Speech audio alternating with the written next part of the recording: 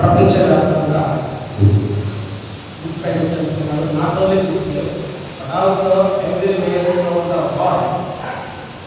Believers, especially Christians, are being celebrated Good Friday festival. ప్రపంచంలో 220 పైచుల దేశాలలో ఉన్నప్పటికీ దాదాపుగా 130 దేశాలు మన దేవుని లార్డ్ జీసస్ క్రీస్తు దేవుడిగా అంగీకరించబడ్డాయి. కాబట్టి అంత గొప్ప దేవుని యొక్క ఈరోజు శుక్రవారాన్ని ప్రపంచవ్యాప్తంగా అన్ని స్థలాల్లో పండుగగా జరుపుకుంటాం. అయితే గుడ్ ఫ్రైడే అని ఎందుకు పెట్టారంటే అన్నీ మంచి దినాలు కాబట్టి ఏ రోజైతే మనం మంచి కావాలనుకున్నారో మన బర్త్డే వచ్చిన మంగళవారం మంచి రోజు కావాలనుకుంటాం. కానీ మన పిల్లవాడు పుట్టాడండి గ్రాండ్గా జరుపుకుంటాం. అలాగే మన దేవుడు శుక్రవారం రోజు మన కొరకు పాటించాడు కాబట్టి దాన్ని గుడ్ ఫ్రైడే మంచి శుక్రవారంగా భావించుకున్నాం కదా. మరి ప్రభువైన యేసుక్రీస్తు వారు ఆ కలువరిలో ఉన్నటువంటి 2 మాటలలో మొదటి మాట మనం ధ్యానం చేసుకుందాం. లూకాసు వార్త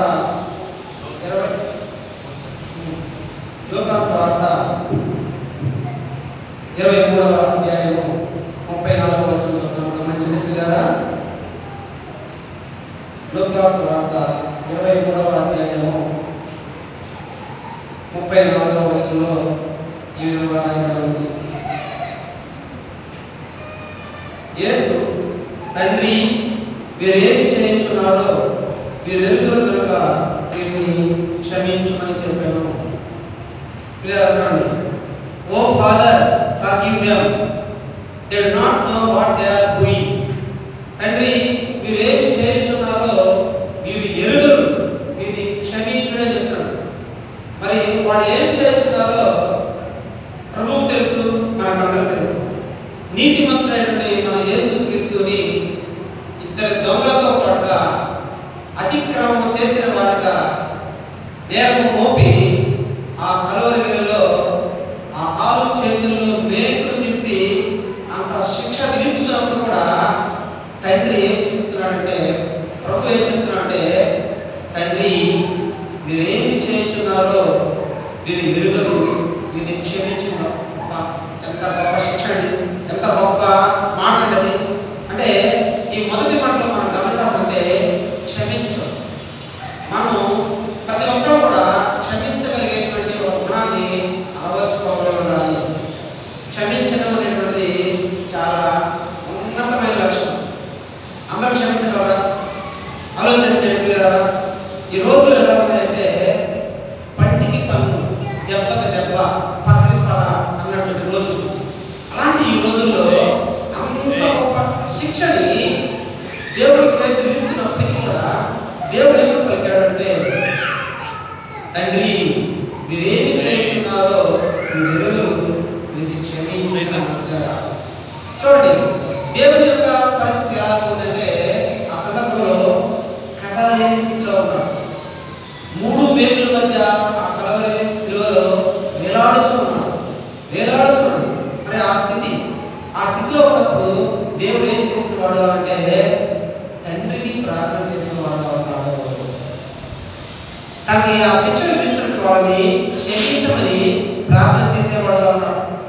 మనం చూడండి కదా, మనం కదిలే స్థితిలో ఉంటే ఏమైనా చేస్తాం.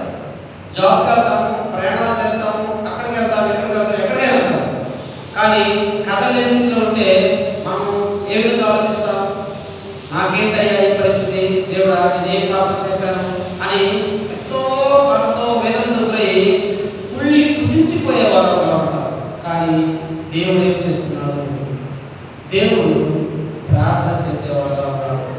గుర్తుంచుకోండి పిల్లరా, కదిలే స్థితిలో ఉన్నప్పుడు చేసే ప్రార్థన కంటే కదలే స్థితిలో చేసిన ప్రార్థన అంతకంటే రెట్టింపు మేలు తీసుకొస్తుంది లేఖన భాగంలో తెలుసుకుంటూ ఉన్నాం. అలాంటి కదలే స్థితిలో ఉండి దేవుడు ఏం చెప్తున్నాడంటే క్షమించమని చెప్తున్నాడు.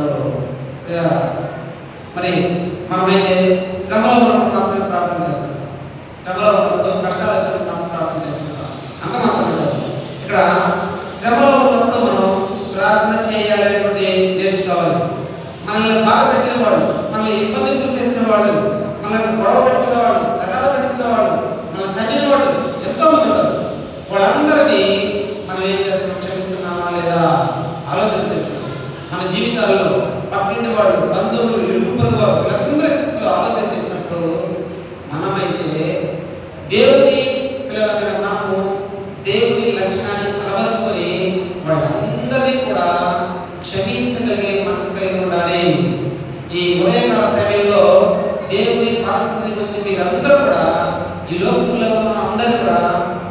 క్షమించగలిగి ఉండాలి. అలా క్షమించగలిగే లక్ష్యం ఉన్నప్పుడు మాత్రమే మీరు నిజమైన దేవుని పిల్లలు అవుతారు. అలా కాకుండా పక్క పెట్టుకొని మనసులో ద్వేషం పెట్టుకొని అలా ఉన్నట్లయితే నన్ను ఇబ్బంది పెట్టాడు, గురి చేశాడంటే మీరు నిజమైన క్రీస్తు విశ్వాసం కానంటే కదా. కాబట్టి ఈ మొదటి పాఠం మనం ఏం నేర్చుకోలేదు, అదే మనం క్షమించడం నేర్చుకోవాలి. మనల్ని ఏం క్షమించడం కాదు, అదే మన ఇంట్లో పిల్లల్ని క్షమిస్తాం, మన తల్లిదండ్రులను క్షమిస్తాం, మన గొడవలతో వాళ్ళని క్షమిస్తాం, మన సంబంధాన్ని క్షమిస్తాం. బయట వాళ్ళే దేవుడికి శిక్ష వేసిన వీళ్ళకి ఏమైనా సంబంధం ఉందా ఆలోచన చేయండి. కాబట్టి ప్రియులారా, మనం ఏం చేయాలంటే అందరినీ క్షమించగలిగిన గొప్ప మనసు కలిగి ఉండాలి. అంత మాత్రమే కాదు, వారి వరకు ప్రార్థన చేసేవారుగా ఉండాలి అని చెప్తుంది. చూడండి, మత్తయి సువార్త 5వ అధ్యాయము 44వ వచనంలో మాట ఉంది, మిమ్మల్ని హింసించు వారి వరకు ప్రార్థన చేయండి అని చెప్పారు. మత్తయి సువార్త 5వ అధ్యాయము 44వ వచనంలో మిమ్మల్ని హింసించు వారి వరకు ప్రార్థన చేయలేము.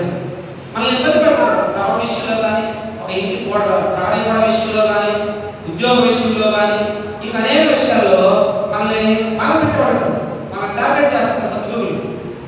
అలా టార్గెట్ చేస్తున్నప్పుడు మనం ఏం చేయాలంటే మనం దేవుని అతని క్షమించుడి అని ప్రార్థన చేసినట్లయితే అతనిలో మార్పు వస్తుంది. అలాంటి గొప్ప లక్ష్యం మనం కలిగి ఉండాలి అని లేఖన భాగాలు తెలియజేస్తుండే. అంత మాత్రమే కాదు, యెషయా గ్రంథము 53వ అధ్యాయము 12వ వచనంలో ఒక మాట చదువుతాడు. యెషయా గ్రంథము 53వ అధ్యాయము 12వ వచనంలో ఇలా రాయబడి ఉన్నది. చూడండి, చదువుతున్నాను. చూడండి, అనేకుల పాపమును భరించుచు తిరుగుబాటు చేసిన వారిని గురించి విజ్ఞాపనము చేసెను అంటున్నారా. చూడండి, దేవుడు ఏం చెప్తాడు, దేవుడు ఏం చేశారా, అనేకుల పాపమును భరించు. ఆయన సొంత పాపం కాదు కదా, ఆయన లోకంలో పవిత్రంగా జన్మించాడు. ఈ లోకంలో 33 సంవత్సరాలు జీవించి కూడా ఏ పాపం అనకుండా హెబ్రీయులకు రాసిన పత్రిక 7వ అధ్యాయం 26వ వచనంలో పవిత్రుడు, నిర్దోషి, నిష్కపటుడు, పాపంలో చేసిన ప్రత్యేకంగా ఉండబడినవాడు, ఆకాశమండలం క్లేచిన వాడు. అలాంటి మన దేవుడు, ఆయన ఏ పాపము లేదు, కానీ అనేకుల పాపమును భరించుతూ తిరుగుబాటు చేసిన వారిని, సిలువ అని పరిచిన వారిని, సిలువలో వేలు కొడాలంకలు పుట్టిన వారిని, ఒళ్ళ కిరీటం ధరింపజేసి పిడుగుతులు పుట్టిన వారిని, అందరి శ్రమ వచ్చిన అందరినీ కూడా, ఆ మేలు దీంట్లో అందరూ కూడా క్షమించి విజ్ఞాపన చేసిన వాడు దేవుడు. అంత గొప్ప శిక్ష అనుభవిస్తూ మరి వారి కొరకు విజ్ఞాపన చేసిన వాడు ఎంత గొప్ప దేవుడు ఆలోచించండి. మనం ఏం చేయగలం? మనం దెబ్బపడుతూ ఉంటే ప్రభా వీళ్ళని క్షమించండి మనం అనగలరా? అనలేదు కదా. అంత గొప్ప లక్షణం క్షమించడం. చిన్న చిన్న మాటలకి మనము సూటుపోటీ మాటలు కదాల్సిన వారు. అలా కాకుండా దేవుని పిల్లలను దేవుని లక్షణాన్ని కలిగి పోలి నడుచుకోవాలి వాక్యం చెప్తూ ఉంది కదా. కాబట్టి ఇక్కడ చెప్పినట్టుగా మనం ఆయన దేవుడు ఏం చేస్తుంటే తిరుగుబాటు చేసే వారిని వారి విజ్ఞాపన చేసిన వాడు కావాలి.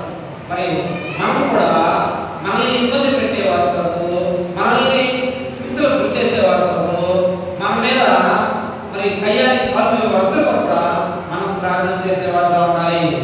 ప్రార్థన చేసి మనము క్షమించగలిగి ఉండాలి. మరి మత్తయి సువార్త 6వ అధ్యాయం 14వ వచనం 12వ వచనంలో చూడండి. మత్తయి సువార్త 6వ అధ్యాయం 12వ వచనంలో ఈ విధంగా ఉంది, మా రుణస్తులను మేము క్షమించిన ప్రకారము మా రుణములను క్షమించుము. మా రుణాలన్నీ కూడా మనం ఏం చేస్తున్నామంటే రుణములను మేము క్షమించడం. నువ్వు కనుక నీ ఇతరుల యొక్క రుణములను క్షమించినట్లయితే మన దేవుడైనటువంటి యేసుక్రీస్తు ప్రభువు మన రుణములను కూడా తొలగిస్తాడు అని లేఖన భాగంలో తెలియజేస్తున్నాయి. 14వ వచనం చూడండి, అదే అధ్యాయంలో మీరు మనుష్యుల అపరాధములను క్షమించిన ఎడల, మత్తయి సువార్త 6వ అధ్యాయము 14వ వచనం, మీరు మనుష్యుల అపరాధములను క్షమించిన ఎడల మీ తండ్రియు మీ అపరాధములను క్షమించును కదా. 6వ అధ్యాయము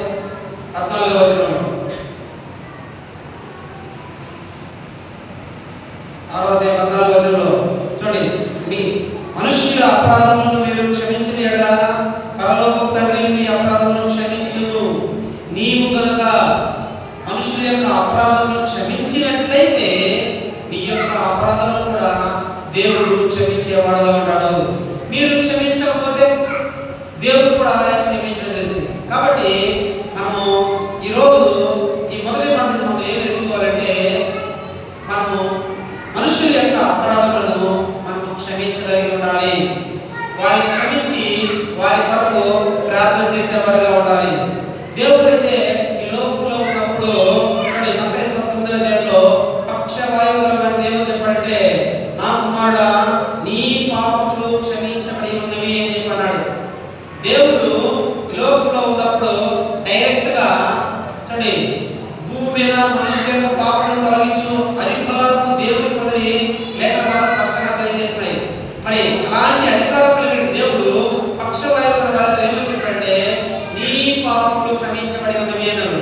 అలాగే పాపం చేసే స్త్రీతో మత్తయి సువార్త చూడండి 9వ అధ్యాయం, లూకా సువార్త 7వ అధ్యాయం 4వ వచనంలో నీ పాపములు క్షమించబడి ఉన్నవి ఆమెతో అనెను. పాపపు స్త్రీతో నీ పాపములు క్షమించబడి ఉన్నవి దేవుడు డైరెక్షన్. కానీ ఇప్పుడు ఏం చేస్తున్నాడంటే, దేవుడు ఏ స్థితిలో ఉన్నాడు అంటే, మన యొక్క పాపములను అన్ని కూడా ఆయన భరించు కలువరి సిలువలో నరునిపోయి ఉన్నాడు, మనుష్యుని పోయి ఉన్నాడు. కాబట్టి ఇక్కడ దైవికమైనటువంటి అధికారం దేవుడికి లేదు. ఆ కలువరి సిలువలో దేవుడు క్షమించాడు. మరి ఆ సిలువ బాటే ఆ యొక్క సిలువ శిక్ష అనుభవిస్తున్నప్పుడు నీవే దేవుడు కుమారుడైతే ఈ శిక్షని మమ్మల్ని తప్పించము, నీవు తప్పించుకుని ఇతరులు అడిగారు. మరి దేవుడు ఎవరు చేయగలిగాడంటే లేదు. దేవుడు ఈ లోకానికి వచ్చినటువంటి ఆ పని ఏంటంటే ఈ పని, నీ పాపములను నా పాపములను తొలగించుకున్నట్టు ఆ కలువరిలో శిక్ష అనుభవించుకు వచ్చాడు. మరి నరుడిగా ఆ శిక్షను అనుభవిస్తున్నప్పుడు దేవుడు క్షమించమని తండ్రికి మొరపెట్టిన వాడుగా ఉన్నాడు. ఆలోచన చేయగలరా? కింద ముందు వచ్చిన చెప్పడం వచనాల్లో డైరెక్ట్ గా నీ పాపములు క్షమించబడి ఉన్నవి కుమారుడా అన్నాడు. మళ్ళీ నీ పాపములు క్షమించబడి ఉన్నవి ఆ పాప అన్నాడు. ఇక్కడైతే మరి దేవుడు డైరెక్ట్ గా చెప్పట్లా, తండ్రి వీరేమి చేస్తున్నారో మీరు ఎరుగరు, వీరిని క్షమించుడే అని చెప్పి దేవుడికి ప్రార్థన చేసేవాడుగా ఉన్నాడు. చూడండి, కాబట్టి ఇక్కడ ఏంటంటే దేవుడు భూమి మీద ఉన్నప్పుడు మరి ఆయన యొక్క ఆ అద్భుత క్రియలు అనేటువంటి ఆ దైవికమైనటువంటి మొత్తాన్ని కూడా ఆ క్రియలు చేసిన వాడుగా ఉన్నాడు. మరి ఆ కలువరిలో ఆ శిక్షణ అనుభవిస్తున్నప్పుడు ఆయన కేవలము అవేమి లేదు, ఒక నామమాత్రం మనిషిగా నరునిగా ఉన్నాడు. అందుకే క్షమింపని దేవుడికి ప్రార్థన చేసిన వాడుగా ఉన్నాడు ప్రియారా. కాబట్టి ఈ ఉదయకాల సమయంలో ప్రియారా, దేవుడు కలువరిలో ఉన్నటువంటి మొట్టమొదటి మాట ఏంటంటే, తండ్రి మీరేం చేస్తున్నారు మీరు ఎరుగురు అంటున్నారు ప్రియారా. చూడండి, ఎంత పెద్ద ఆ శిక్షని అంత గురి చేస్తుంటే తండ్రి వాళ్ళనే క్షమించమని. ఎంత గొప్ప మాట్లాడి, ఎంత గొప్ప క్షమాపణ. కాబట్టి క్రీస్తు పిల్లలమైన మనము ఈ మొదటి మాట నుంచి నేర్చుకోవాల్సినటువంటి ముఖ్యమైన పాఠం ఏమిటంటే, శ్రమలలో ఉన్నప్పుడు మనము ప్రార్థన చేసేవాడుగా ఉండాలి. చేస్తారు మన కుటుంబ సభ్యుల కోసము, మనం జ్వరం వచ్చినప్పుడు హాస్పిటల్లో ఉన్నప్పుడు ఇబ్బందులు వచ్చినప్పుడు చేస్తాం. అలా కాకుండా నీవు శ్రమలలో ఉన్నప్పుడు కూడా ఇతరుల వరకు ప్రార్థించేవాడుగా ఉండాలి, ఇతరుల వరకు ప్రార్థన చేసేవాడుగా ఉండాలి. దేవుడు ఏం చెప్తున్నాడు? తిరుగుబాటు చేసిన వారి కొరకు విజ్ఞాపనం చేసిన వాడుగా. అంత గొప్ప లక్షణాన్ని మనం పుడి కూర్చుకొని ఇతరుల కోసం ప్రార్థన చేసేవాడుగా ఉండాలి. రెండవ వాక్యం అంటే క్షమించడం. క్షమించాలి. మనమైతే మన పిల్లలైతే ఏ విధంగా క్షమిస్తున్నామో మనము ఇతరులు కూడా అదే రీతిగా క్షమించాలని దేవుడు ఈ లేఖనం చేస్తున్నాడు. అందరూ క్షమించాలి. కొంతమంది కొన్ని అంశాల్లో మనం ఈ లోకంలో జీవించున్నాం కాబట్టి నీతిమంతుడు ఒక్కడు లేడు, అందరూ పాపం చేసి ఉన్నారని చెప్పి రోమపత్రిక చెప్పినట్టుగా మనం అందరినీ క్షమించలేకపోవచ్చు. నువ్వు క్షమించగలిగావు అంటే నువ్వు క్రీస్తు విశ్వాసంగా. క్షమించలేకపోతే నీలో ఏముంది? ఇంకా మామూలుగా మరి మీరు విశ్వాసం లెక్కలు. కాబట్టి ప్రియులారా, మనల్ని హింసించే వారి వరకు మనం ప్రార్థన చేసే వారిగా ఉండాలి, వారిని క్షమించేది కావాలి. మనం ఇబ్బంది పెట్టే వారి వరకు ప్రార్థన చేసే వారిగా ఉండాలి, వారిని క్షమించాలి. మరి ఈ క్షమాపణ మన దేవుని యొక్క గొప్ప లక్ష్యం కాబట్టి అందరినీ కూడా మనం క్షమించగలిగినట్లయితే వారిలో ఖచ్చితంగా మార్పు వస్తుంది. దేవుని ప్రేమను మనము వెల్లడి చేసిన వారంగా ఉంటాము. నిజమైన క్రీస్తు పిల్లలుగా ఈ లోకంలో జీవించున్నాం అనేటువంటి ఆ మాటకి మనం సరైన న్యాయం చేసిన వారు. కాబట్టి దేవుడు మొదటి మాటగా ఏం చెప్తున్నాడంటే, చూడండి, అంత గొప్ప శిక్షను కొరడాలతో కొడుతున్నారు, చేరు చిరగా ఇచ్చారు, దాపండి చేరు చిరగా ఇచ్చారు, పిడి గుద్దులు గుద్దుతున్నారు, వీళ్ళు కళ్ళ దత్తలు కట్టి ఈ గుద్దుల వాళ్ళతో చెప్పండి చెప్పని ఒకడు అలా చెప్పుకుంటున్నారు.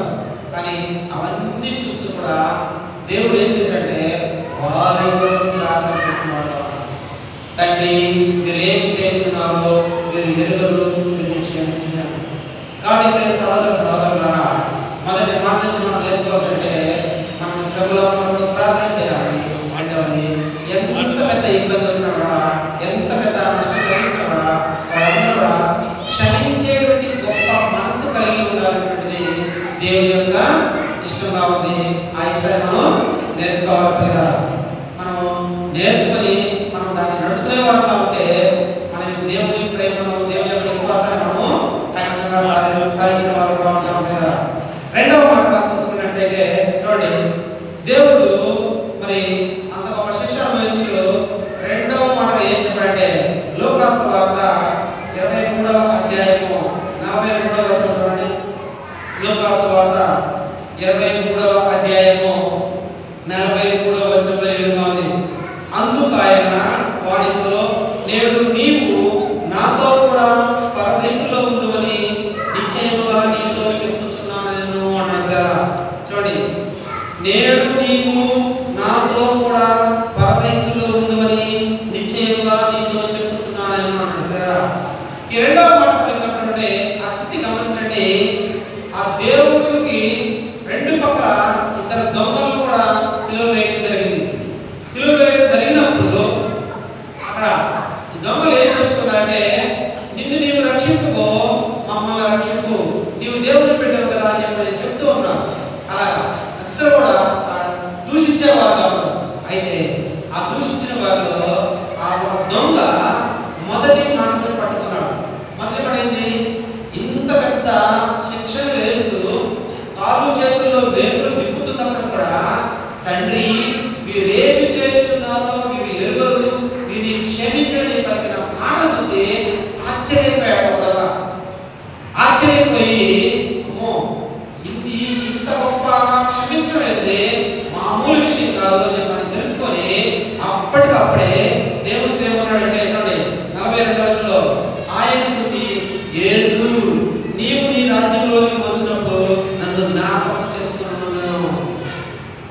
ఆ గొప్ప లక్షణాన్ని చూసి, అంత గొప్ప క్షమాపణ చూసి, అంత గొప్ప ప్రేమ చూసిన దొంగ అప్పుడేం చెప్తున్నాడంటే అప్పటికప్పుడు మనసు మారి, యేసు నీవు నీ రాజ్యంలోకి వచ్చినప్పుడు నన్ను జ్ఞాపకం చేసుకున్నాను. చూడండి, అప్పుడు వెంటనే అప్పుడు ఆ దొంగ యేసు ప్రభువును అడిగాడో లేదు, ఆయన వెంటనే సమాధానం ఏమి ఇచ్చాడంటే, నేడు నీవు నాతో కూడా పరదేశంలో ఉండువని నిశ్చయముగా చెప్తున్నాను. ఇక్కడ ఈ రెండవ మాటలో మనం ఏం చూసుకుంటే పరదేశం. పరదేశం అంటే ఏమిటి? యేసు క్రీస్తు పరదేశం ఎందుకు వెళ్ళాడు, అక్కడ ఏం చేశాడు అని చెప్పి మనం ఈ రెండవ మాట గురించి మనం ధ్యానం చేసేవారుగా ఉన్నాం కదా. మరి అంత పెద్ద గొప్ప శిక్షణ అనుభవిస్తున్నప్పుడు ఆ ఇద్దరు దొంగలు కూడా, ఆ దొంగలు చూడండి, ఇద్దరు దొంగలు దేవుడితో ఎంతగా సహవాసం చేశారంటే చూడండి, ఒక రాత్రి సహవాసం చేశారు. రాత్రి పూట యేసు ప్రభుతో ఉన్నారు, మధ్యాహ్నం పూట సిలువలో వేలాడుతున్నాడు. రాత్రి అయ్యేసరికి ఒక దొంగ మాత్రమే దేవుడితో కూడా పరదేశంలో ఉన్నాడు. చూడండి, దేవుడితో సహవాసం ఎంతకాలం చేశారు. అతనేమన్నా అనేకమైన సంవత్సరాల నుంచి దేవుడు నమ్మినవాడుగా ఉన్నాడా, అనేక క్రిస్మస్ పండుగలు చేసుకున్నవాడుగా ఉన్నాడా, అనేక గుడ్ ఫ్రైడేలు జరిపినవాడుగా ఉన్నాడంటే ఇవన్నీ ఏమి లేవు కదా. కేవలం ఒక్క రోజు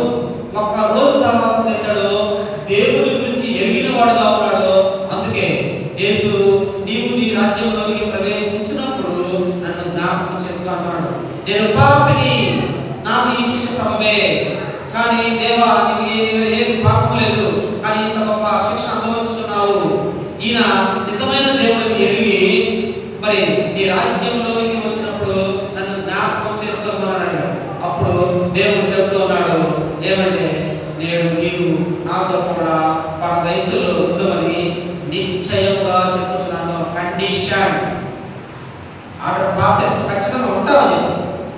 మరి చూడండి, ఒక్క రోజులో రక్షణ పొందిన వాడు ఈ లోకంలో అనేక మంది దేవుని రక్షణ, దేవుని సువార్త ఆ పక్కన తిరుగుతూ ఉంటుంది, కానీ అదేదో అన్నట్టుగా నాకు సంబంధం లేదంటే వెళ్ళిపోయేవారు. దేవుని రక్షణ, ఉచితమైన రక్షణ, ఎంత గొప్ప రక్షణ. మరి ఆ ఒక్క రోజులోనే ఒక్క మాటతోనే పరదేశం నుంచి పరలోకానికి వెళ్ళినవాడుగా ప్రియులారా. చూడండి, యెషయా గ్రంథము 28వ అధ్యాయము 13వ వచనంలో మాట్లాడుతున్నాడు. యెషయా గ్రంథము 28వ అధ్యాయము 13వ వచనం 13వ కొంచెం కింద, ఆజ్ఞ వెంబడి ఆజ్ఞ, ఆజ్ఞ వెంబడి ఆజ్ఞ, సూత్రము వెంబడి సూత్రము, సూత్రము వెంబడి సూత్రం, కొంత ఇచ్చుట కొంత అచ్చుట, యెహోవా వాక్యం మీకు వచ్చును చెప్తారు. చూడండి, బైబిల్ గ్రంథంలో ప్రశ్న ఒక చోట ఉంటుంది, జవాబు ఇంకొక చోట ఉంటుంది. మనం అనేక ప్రాంతాల్లో అనేక ప్రదేశాలు తిరుగుతుంటాము. వాక్యం కొంతమంది చూడండి సంఘంలో దేవుని వాక్యం బోధించేవారు ఉంటారు, కొంతమంది స్వార్థను ప్రకటించేవారుగా ఉంటారు, గ్రామాల్లో బజార్లో తిరుగుతూ ఉంటారు. మరి దేవుని వాక్యాన్ని నమ్మినటువంటి మనం దేవుని వాక్యాన్ని అనుసరించే వారుగా ఉండాలి. దేవుని వాక్యాన్ని విన మనము ఆ యొక్క దాని విన్నదాన్ని గైకొని ఆచరించే వారుగా ఉండాలి. కాబట్టి ఒక్క పూటలోనే దొంగ మారు మనసు పొందినాడు. మారు మనసు పరదేశంలోకి వెళ్ళాడు, పరదేశం నుంచి పరలోకానికి వెళ్ళాడు. ప్రియులారా, మరి మనం ఏ స్థితిలో ఉన్నామో ఆలోచించండి. మన ఇంటి వారు ఎలా ఉన్నారు, మన ఇరుగు పొరుగు వారు ఎలా ఉన్నారు, మనం ఏం చేయాలి? అయితే ఇక్కడ పరదేశం అంటే మనము జ్ఞాపకం చేసుకోవాలి. పరదేశం అనగా నీతి మరణానంతరం నీతిమంతుల ఆత్మలో నివసించేటువంటి ప్రదేశం. అది భూమికి కింద ఉంటుంది, భూమికి కింద ఉంటుంది కదా. కాబట్టి ఆ పరదేశం అంటే నీతిమంతుల ఆత్మలో నివసించేటువంటి స్థలం. ఆ నీతిమంతులు మరి పరదేశం దేవుడు ఎందుకు వెళ్ళాడు? పరదేశం దేవుడు ఎందుకు వెళ్ళాడంటే చూడండి ప్రియులారా, మొదటి పేతురు పత్రిక 3వ అధ్యాయము 19-20 చూడండి. మొదటి పేతురు రాసిన పత్రిక 3వ అధ్యాయము 19-20 చూడండి. దేవుడు దీర్ఘశాంతమై కనిపెట్టుచున్నప్పుడు పూర్వము నోవహు దినములలో ఓడ సిద్ధపరచుడగా అవిధి లేని వారి యొద్దకు, అనగా చెరలో ఉన్న ఆత్మల యొద్దకు ఆయన ఆత్మరూపిగానే వెళ్ళి వారికి ప్రకటించాడు.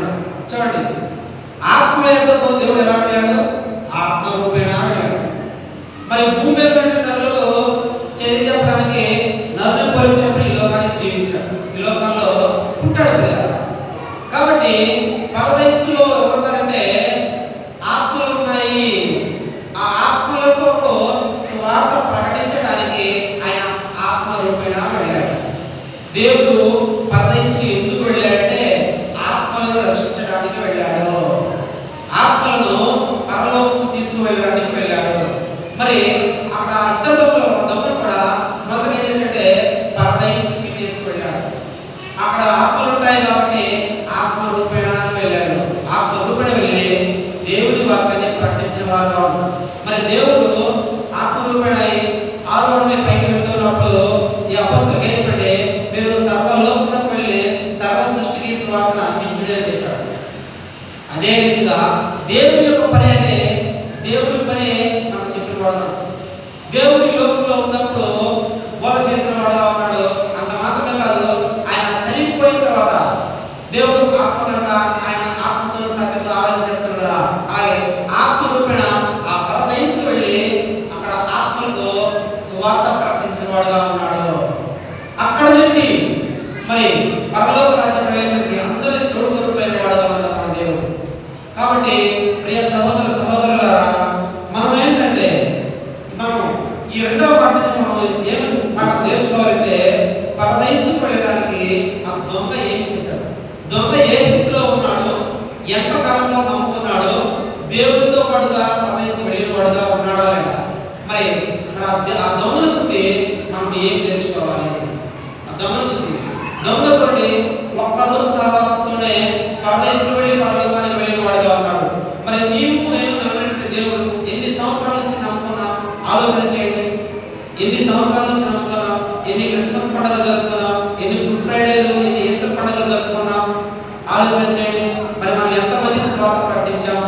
ఇన్ని ఆత్మను సంపాదించుకున్నాం. నీ కుటుంబ సభ్యుల పరిస్థితి ఏంటి? నీ కుటుంబ సభ్యులందరూ నమ్ముకున్నారు కదా. కొన్ని కుటుంబాల్లో భార్య నమ్ముకునే భర్త నమ్ముకోడు, భర్త నమ్ముకునే భార్య నమ్ముకోడు, భార్య భర్తలు నమ్ముకునే పిల్లలు నమ్ముకునే వారు కావాలి, పిల్లలు నమ్ముకునే తల్లిదండ్రులు నమ్ముకునే వారు కావాలి. మరి ఉచితమైన రక్షణ దేవుడు మాకు అనుగ్రహిస్తానని చెప్తూ ఉన్నప్పుడు, అయ్యా నేను పాపని అనే కదా నువ్వు నోటితో ఒప్పుకున్నట్లయితే ఆ ఉచితమైన రక్షణ నీకు అనుగ్రహించబోతుంది. ఏమి డబ్బులు చెల్లించాల్సిన అవసరం లేదు. అలాంటి రక్షణ ఇస్తారంటే అందరూ కూడా తొలగిపోయేవారు ఉంటారు. గుర్తుపెట్టుకోండి ప్రియులారా. మరి ఈ లోకంలో ఉన్నటువంటి శాశ్వతమైన కాదు. ఈ లోకంలో ఉన్నటువంటి స్థిర సంపదలు, ఇళ్ళు, బంగారం, పొలాలు, స్థలాలు అన్నీ కూడా ఏవి కూడా నీకు వచ్చేవి ఏమి కాదు ప్రియులారా.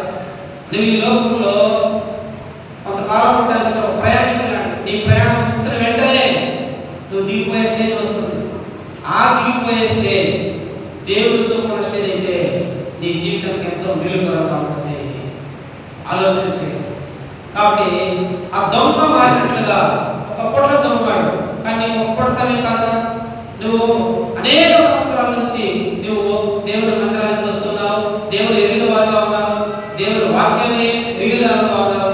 మరి నువ్వేం చేస్తున్నావు? నీకుందా నమ్మకం? దేవుడితో పాటుగా నేను పరదేశం వెళ్తాను, పరలోకం వెళ్తాను అనే నమ్మకం నీకుందా? మరి దేవుడి ఇష్ట ప్రకారం జీవించున్నావా లేదా ఆలోచన చేయాలి లేదా? కాబట్టి ఈ ఉదయకాల సమయంలో మరి ఆ దొంగ మరి దేవుడు అడిగినప్పుడు ఖచ్చితంగా చెప్తాడు, చూద్దాంలే చేద్దామని చెప్పకుండా. నువ్వు నిన్నగా ఒక గంట నాతో ఉన్నావు, నన్ను అడిగినట్టే తీసుకెళ్తానేయండి, నాకంటే చాలా మంది ఉన్నారు, నన్ను నమ్మిన వాళ్ళు, వాళ్ళందరూ తర్వాత నేను చెప్పలేదు కదా. వెంటనే ప్రశ్న అడిగిన యేసు, నీవు నీ రాజ్యంలోకి ప్రవేశించినప్పుడు నన్ను జ్ఞాపకం చేసుకోమని అడిగిన వెంటనే ఏం చెప్తాడు? నేడు నీకు నాతో కూడా పరదేశంలో నిశ్చయంగా ఉందో అని చెప్తున్నాను. అంటే మధ్యాహ్నం 3 సిలువలో వేలాడుతున్నాడు. సాయంత్రం రాత్రి అయ్యేసరికి ఆ ప్రభుత్వ ప్రాంతంలో పరదేశంలో వెళ్ళిన వాడు కావాలి. కాబట్టి ప్రియ సహోదర సహోదరులారా, మనము దేవుని వాక్యాన్ని విని నామమాత్రంగా జీవించడం సరైన జీవితం కాదు. దేవుని వాక్యాన్ని విని మీరు వాక్యం ప్రకారం నడుచుకోవడానికి ప్రయత్నం చేయాలి. అలా చేసినప్పుడు దేవుడు గమనిస్తూ ఉంటాడు. దేవుడు ప్రతినిత్యం అనుదినము ఏం చేస్తున్నావో దేవుడు ఎరిగి ఉన్నాడు. నీ విశ్వాసం ఏం పాటిది, నీ భక్తి ఏం పాటిది, నీవేం చేస్తున్నావు అనేటువంటి అన్ని ఎరిగిన వాడు దేవుడు. కాబట్టి ప్రియ సహోదర సహోదరులారా, మరి మనం కూడా ఆ దొంగతో పోలికలు కాదు, కానీ దేవుని నమ్మిన మనము, దేవుని పిల్లలమైన మనము, దేవుని లక్ష్యాలను ప్రస్తుతం చేయగలుగుతాము. మరి నువ్వు స్వార్థ ప్రకటించకపోయినా నీవు నడిచి వెళ్తుంటే ఈ కుటుంబం దేవుడి కుటుంబంగా నిజమైనటువంటి క్రీస్తు విశ్వాసులుగా ఆ మంచి పేరుని దేవుడికి ఇచ్చేయగలం. అంతేగాని ఏదో మనం పోతుంటే నా మాటలు ఆదివారం బతుకుతారు అని తప్పని అనేక వాడతాం. నువ్వేం చేయగలవు? నువ్వు నిక్కచ్చిగా వికారంగా నీ జీవితాన్ని ఒక మంచి జీవితాన్ని, ఒక మంచి క్రైస్తవ జీవితాన్ని అసలు నడుచుకుంటూ ఉన్నట్లయితే ఆటోమేటిక్గా చూసేవారు వాళ్ళే ఆ విధంగా మనము దేవుని వాక్యాన్ని విని దేవుని వాక్యం నడుచుకుంటూ దేవుడితో పాటుగా పరదేశం వెళ్ళి పరలోక రాజ్యాన్ని పొందాలని దేవుడు మనము కోరుకున్నాం.